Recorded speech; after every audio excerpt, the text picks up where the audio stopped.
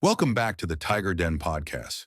I'm Tiger, and if you can hear the excitement in my voice, it's because today we are talking about the one thing every maker claims to hate, but secretly needs to master if they want their work to shine. I'm talking about sanding. Oh man, sanding. Tiger, I was hoping we were talking about welding or something high octane today. Sanding usually just means I'm going to be dusty, tired, and bored for 3 hours. You're telling me people actually fall in love with this? They do, Alex, or at least they fall in love with the results. Look, I learned this the hard way. You can spend $500 on the finest walnut and 50 hours on perfect joinery, but if your surface prep is sloppy, the whole piece looks amateur. Today, we're breaking down how to master the random orbit sander so you stop fighting the tool and start seeing that glass smooth finish we all crave. All right, I'm listening. Because right now, my sanding technique is just moving the sander around until I get tired. Where do we actually start? It starts before you even turn the machine on. Here's a pro tip that most beginners miss. Hook that sander up to a vacuum. Is that just to keep the shop clean? Because my shop is already a mess, Tiger. It's about more than the mess, Alex. When you hook up a vacuum, it pulls the dust out from under the sanding pad. If that dust stays there, it clogs up the abrasive particles. That makes your sandpaper less efficient and it wears out way faster. Plus, when dust builds up, it can cause pigtails, those annoying little swirl marks that show up later when you apply stain. Okay, that makes sense. Save the lungs, save the sandpaper. Now, what about the sandpaper itself? I never know which grit to pick first. I usually just grab whatever is on the sander from the last project. Laughs, don't do that. You need to choose your starting grit based on the wood's condition. If you've got planer snipe, those deep gouges at the end of a board, or uneven glue-ups, you need to start coarse, like 80 or 100 grit.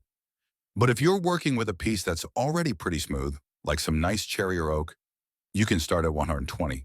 That's interesting. So what you're saying is, the first grit is the most important. Exactly. The first grit has one job: remove all the milling and machinery marks.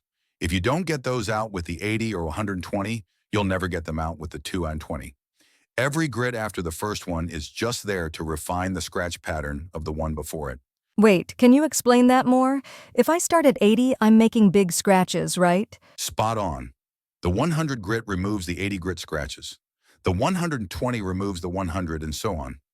If you skip a step, the finer grit won't be strong enough to erase the deep marks from the coarse stuff. And here is where most people fail. Speed. I'm guilty of this. I move that sander like I'm scrubbing a dirty dish. And that's the mistake. When it comes to random orbit sanding, slow and steady wins the race. You should be advancing the sander at a rate of about 1 inch per second, or roughly 8 to 10 seconds per foot. 10 seconds per foot? That feels like an eternity when you're staring at a tabletop. It does, but it's the only way to let the tool do the work. You also need to overlap your passes by about a third to a half. And whatever you do, Alex, don't tilt the sander. Keep it flat. If you let more than a third of the pad overhang the edge, you're going to round over that nice sharp corner and ruin your lines. Okay, slow down, overlap, keep it flat.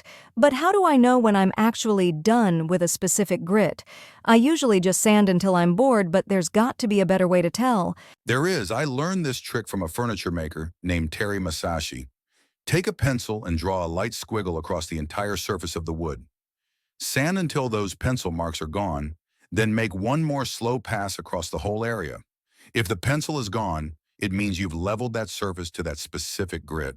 That is a game changer. I can actually see the progress. It really takes the guesswork out of it. And here's another pro tip for when you think you're finished with that first grit. Wipe the wood down with some denatured alcohol or mineral spirits.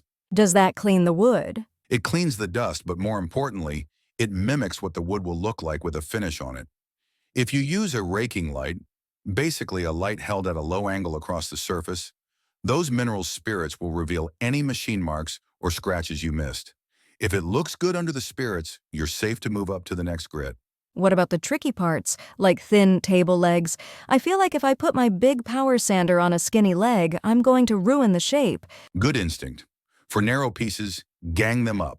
Line all 4 legs up side by side and clamp them together. Now you've created a wide, flat surface for your sander to sit on.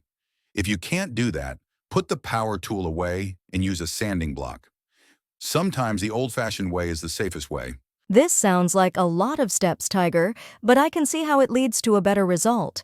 120, 150, 180, 220. Is that the standard progression? That's the golden path. Once you hit 220, the wood starts to feel like silk. In our next episode, we're actually going to talk about how to take it even further by hand sanding for that ultimate refinement.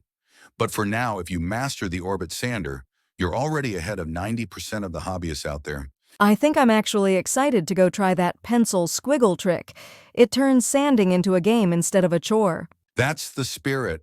To wrap up today, 1. Hook up your vacuum. Save your sandpaper and your health. 2. Choose your starting grit wisely to remove all machine marks first. 3. Move slow, 1 inch per second. 4. Use the pencil squiggle trick to track your progress. And don't forget the mineral spirits check. Exactly. Thanks for tuning into the Tiger Den podcast. If you found these tips helpful, leave us a review or head over to our social media and show us your glass smooth projects. Go get dusty, everyone, but do it the right way. We'll see you in the shop next time.